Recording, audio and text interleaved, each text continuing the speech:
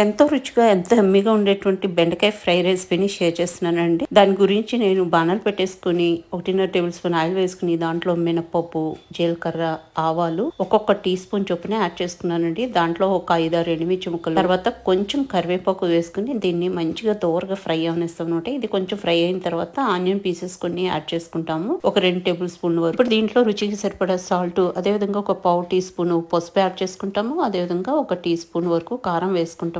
ఇప్పుడు ఇదంతా మంచిగా ఒక 2 నిమిషాల పాటు ఫ్రై అవనిస్తామండి. కొంచెం ఆనియన్స్ అలా వేగిన తర్వాత బెండకాయలు ఈ విధంగా ఈ షేప్ లో కట్ చేసుకుంటాం అనమాట. స్లాంట్ గా కట్ చేసుకుంటే మనకి ఈ షేప్ వచ్చేస్తుందండి. ఇట్లా కట్ చేసుకుని ఇక్కడ యాడ్ చేసేసుకున్నాము. యాడ్ చేసుకున్న తర్వాత మొత్తం అంతా కలిసేలాగా ఒకసారి మిక్స్ చేసేసుకుంటాం అనమాట. తర్వాత ఒక హాఫ్ లెమన్ ని స్క్వీజ్ చేసుకుంటాం. దాని వల్ల ఏంటంటే మనకి ఆ గమ్మినెస్ అనేది ఉంటుంది అనమాట. చక్కగా నీట్ గా పొడి పొడిగా ఉంటుంది మనకి కర్రీ. పదే పదే మనము కలుపుతూ ఉండకూడదండి. మనము కాసేపు అలా ఉంచితే ఏంటంటే చక్కగా దాని అంతటా అదే మగ్గిపోతుంది అనమాట. ఎక్కువసేపు కదిపితే ఏమిటంటే ఆ గమ్మీ టెక్స్చర్ ని మనము ఇది చేసిన వాళ్ళం అవుతాము. కాబట్టి మనం ఎక్కువగా తిప్పనవసరం లేదు. చక్కగా ఈ విధంగా ఫ్రై అయిన తర్వాత ఇంకా డిష్ అవుట్ చేసేసి సర్వ్ చేసేయడం. చాలా చాలా బాగుంటుందండి. డెఫినెట్ గా ఒకసారి ట్రై చేసి చూడండి.